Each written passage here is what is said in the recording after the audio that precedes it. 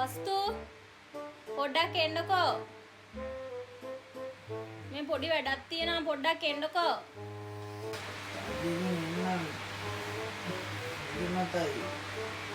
පුදුම කම්මැලියේ තමයි අප්පා. ගෙදර ඉන්න එක දවසකටවත් මට පොඩ්ඩක් උදව් වෙන්නේ නෑනේ. අප්පා ඉදිරියට ඉන්නනේ කිව්වේ වස්තු.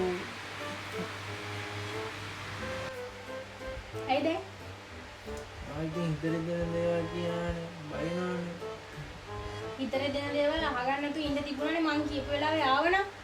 කම්මැලි කමට මෙතන ඉඳාගෙන ඉන්නවා. හොඳ වැඩි.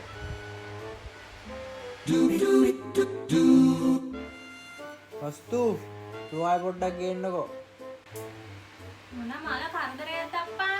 අඟ හොදන්න යනකොට තුවාල අරන් යන්න දන්නේ නැද්ද?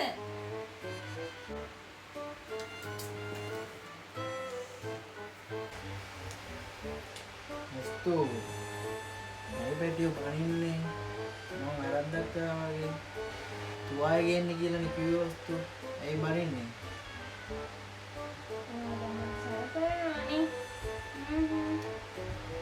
මුලදී තමයි ආදරෙන් කතා කරේ. දැන් මොනවා කිව්ව ගමන් මම එක තර බනිනවනේ. හරි නෑ. ඕනේ. අනේ ඉතින් ඕනේ. මම බැන්නද වස්තුවට නෑනේ. ඔව් මට බැන්න තමයි. කිව්වා විතරයි නේ. නෑ බැන්න තමයි. හරි දැන් මේ කොහොමද? ඈ මොනවද වුනේ? මොනවද කන්න කියන්නේ? ඈ යාළුවෙනු මොනවද කන්න කියන්නේ?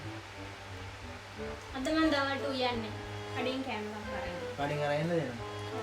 යාළුවෙද? හොඳලා. පුස්තු මට කෑම ගන්න එන්න.